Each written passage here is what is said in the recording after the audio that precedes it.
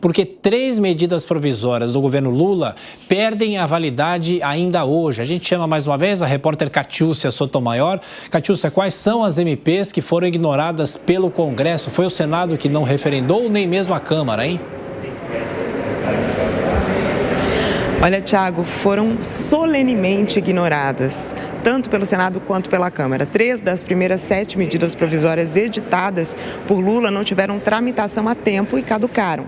Reflexo dessa tão criticada articulação política do Planalto com o Congresso Nacional, ou melhor, da falta dela. Caíram a MP do COAF, que é a medida provisória que transferia o Conselho do Controle de Atividades Financeiras do Banco Central de volta para o Ministério da Fazenda. Então, o COAF fica no Banco Central. A segunda MP que caiu é a do CARF, que estabeleceu o chamado voto de qualidade a favor do fisco, favorecendo o governo federal no caso de empates em julgamentos no Conselho de Administração de Recursos Fiscais, o CARF. Então, o objetivo era aumentar a arrecadação e era uma tentativa do Ministério da Fazenda. E para não perder essa possibilidade, o governo encaminhou um projeto de lei sobre esse mesmo tema, com regime de urgência, mas esse texto provavelmente terá muita resistência na Câmara. E ainda tem a MP que tentava acabar com a Fundação Nacional de Saúde. Sem a medida provisória aprovada, a FUNASA será recriada. Para salvar as outras MPs, o governo incluiu o conteúdo como emendas em outros textos, caso das MPs do auxílio gás, da desoneração dos combustíveis e da que exclui o ICMS do cálculo do PIS e da COFINS. Lembrando que a MP tem valor de lei assim que publicada, mas precisa ser aprovada pelos parlamentares em até 120 dias para se tornarem definitivas. Primeiro teve aquela disputa entre Senado e Câmara sobre o rito de tramitação, se seria direto em plenário, se passaria antes por comissão mista. Essa briga entre Lira e Pacheco acabou também resultando em muito atraso na votação, deixando as propostas para análise no limite. Então, veio a crise entre os poderes. Executivo e Legislativo não têm tido boas negociações e o governo está perdendo tudo que coloca para votar no Congresso. A única exceção até agora é a MP da Esplanada, que foi aprovada, mas no último minuto. Pois é, e falando sobre a MP dos ministérios, o presidente Lula negou ter negociado o controle de pastas com o presidente da Câmara, Arthur Lira, é isso? Ontem ele negou. O governo conseguiu manter a base do formato desenhado pela gestão de Lula, mas tem sido um sufoco. Foi aprovada no Senado horas antes de perder a validade, como eu disse. Se essa MP perdesse, caducasse, a Esplanada, hoje com 37 pastas, retornaria ao formato do governo do ex-presidente Bolsonaro com 23 ministérios. Ou seja, 14 ministros de Lula ficariam sem função. E para conseguir a vitória, Lula teve que pressionar os ministros para reservar quase 2 bilhões de reais em emendas do orçamento para beneficiar obras indicadas por congressistas, e esse é um valor recorde. Há também muita pressão de parlamentares para conseguirem mais espaço no governo. De todo modo, o presidente declarou que não houve negociação com Lira por pastas em troca da aprovação da medida provisória de reestruturação da Esplanada e ainda disse que não pretende trocar ministros, a não ser que ocorra uma catástrofe. Temos esse trecho. Não pediu e nem poderia pedir, porque o PP é um partido de oposição e tem gente que vota com a gente. O PP já teve um ministro no PT. O PP teve 2 ministérios no governo da Dilma. Não é problema. Se ele pedisse, a gente vai avaliar, mas até agora eu nunca ouvi o Lira pedir ministro. O senhor pretende fazer uma reforma ministerial? Não pretendo. Presidente, os problemas de articulação da Padilha? Não está na minha cabeça fazer reforma ministerial, a não ser que aconteça uma catástrofe que eu tenha que mudar. Mas por enquanto o time está jogando melhor que o Corinthians. Essa declaração de Lula ocorre em meio à pressão do Centrão por mais espaço no governo, por uma nova articulação política que tem sido muito criticada pelos parlamentares e por reclamações de que o Planalto estaria segurando nomeações de cargos e a liberação de emendas, que seriam uma moeda de troca exatamente para aprovar essas mudanças. Apesar de Lula ter dito rejeitar a ideia de reforma ministerial, a expectativa de bastidor é, obviamente, de mudança para dar espaço aos partidos que ainda não apoiam. Ele mesmo acabou de dizer, nessa última fala, fala que não descartou negociar a entrada do PP no governo, por exemplo. É isso, Catiúcia Sotomayor de Brasília, trazendo essas informações, girando os comentaristas. Amanda Klein, a gente sabe bem que nos bastidores se fala muito, mas publicamente as autoridades não admitem essas negociações de bastidores, né? Tiago, vai ter que haver mudança no Ministério, talvez mudanças pontuais, não uma grande reforma ministerial, até porque esse governo não tem nem 6 meses, então não faria sentido.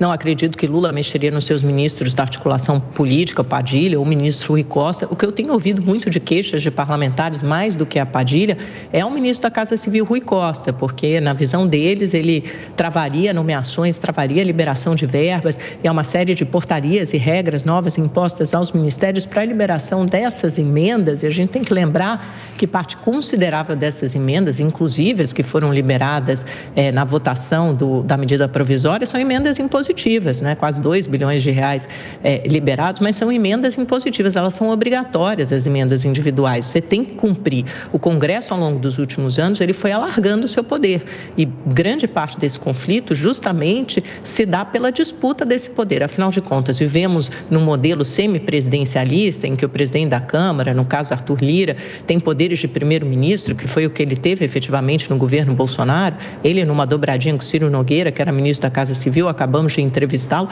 ficavam responsáveis ali por aquelas emendas, né? Um dizia como ia distribuir, quem seriam os parlamentares agraciados, e o outro tinha a força da caneta e assinava a liberação daquelas verbas. E por isso, no último ano, as negociações para Bolsonaro fluíram muito bem. Eles aprovaram PECs e mais PECs, estourando o teto de gastos, PEC às vésperas da eleição, dando mais dinheiro para o Bolsa Família, então Auxílio Brasil, e assim a banda tocou. Só que no governo Lula foi diferente. O Lula, ele está disposto a governar e a fazer política, tomou as rédeas de volta para ele. O que você tem hoje, então, é uma disputa por espaços. O PT também é muito voraz, ocupa muitos espaços no governo e quer muitos espaços no governo. E o Centrão, de outro lado, falando, olha, uma equação política que foi eleita para o Executivo não se reproduziu no Congresso. Aqui a gente tem uma outra equação de centro-direita e a gente tem direito a ocupar esses espaços de poder. A gente quer ser sócio do governo. Até que ponto eles serão sócios desse governo? Também você não pode apostar numa guerra nuclear, né, de destruição mútua entre Lira e Lula. Em algum ponto, eles vão ter que sentar para conversar. Imagino que essa reunião, que não aconteceu na semana passada, mas que deve acontecer nos próximos dias, um encontro efetivo, físico, entre Lula e Lira para pararem essas arestas. O Lira já avisou, não põe mais nada para votar, nem MP do Minha Casa Minha Vida, nem outros projetos de interesse do governo, se a articulação política não for refeita, mesmo que não se troquem as vagas, que isso seja refeito. Agora, aqueles ministérios do União Brasil, que certamente não representam a maioria da bancada, esses sim, alguns desses ministros, ou Juscelino Filho, ministro do Turismo, ou Valdez Góes da Integração Nacional, eu só acho mais difícil porque é indicação direta da Alcolumbre, ou então a Daniela, a Daniela, né, que é do Turismo, Juscelino Filho das Comunicações, desculpa, eu confundi. Mas alguns desses provavelmente vão rodar, porque eles não representam o que é a bancada do União Brasil. Por isso o governo tem dificuldade em carrear votos nesse partido importante. Beraldo. Bom, a gente precisa lembrar que há um movimento da esposa, do marido da Daniela Ribeiro, se não me engano é o sobrenome dela, que é a ministra do Turismo. O marido dela já foi para o Partido Republicano e a tendência é que o Ministério do Turismo seja um ministério entregue aos republicanos, sem troca de ministros, para garantir a vinda dos republicanos para a base do governo. Inclusive, na votação que a gente teve da estrutura ministerial, o Republicanos é que deu a vitória ao governo. E a partir dessa posição do republicano, outros partidos que não queriam ficar numa posição derrotada acabaram votando pela aprovação da medida provisória. Então, esse xadrez da acomodação dos partidos para o Lula é um xadrez complexo, mas ele coloca ali que é preciso acontecer alguma catástrofe para que ele faça uma reforma ministerial. Então, ele já colocou a condição para isso acontecer. E parece que nós veremos essa catástrofe acontecer em breve, porque não há como ele manter essa estrutura ministerial com a tensão que existe na relação com o Congresso. Mas aí tem um outro ponto. De que servem esses ministérios? Ele criou um monte de ministérios que não tem absolutamente nenhuma relevância. Eles não têm orçamento, eles não têm um projeto, eles não têm estrutura, não tem nada. Então, de que serve para um partido político você pegar um ministério desse e entregar a eles? Nada. Eles preferem cargos em empresas públicas, eles preferem ter uma estrutura onde possam acomodar os seus aliados, onde possam deixar ali a marca que querem deixar na administração pública, e isso sim poderia atender. Tanto é que quando ele diz, olha, o Lira não me pediu o ministério, mas não quer dizer que o Lira não tenha pedido outras coisas, colocado outras condições para que o governo passe a ter uma relação mais equilibrada com o Congresso Nacional. Situação difícil para o governo, situação difícil para o Lula. O Lula insiste em viver num mundo à parte, só que as coisas estão acontecendo, a vida das pessoas está seguindo, o brasileiro está ficando cada vez mais pressionado pela realidade do país e o sistema político, ele vai cobrando o seu preço. Nós temos eleições no ano que vem, as articulações já começam com vistas nessas eleições. O governo vai, daqui a pouco, ter dificuldade em vencer essa barreira que vai predominar a discussão eleitoral. Enfim, o Brasil vai ficando para trás e Lula vivendo aí nesse mundo dele encantado que só existe para ele e para a dona Janja.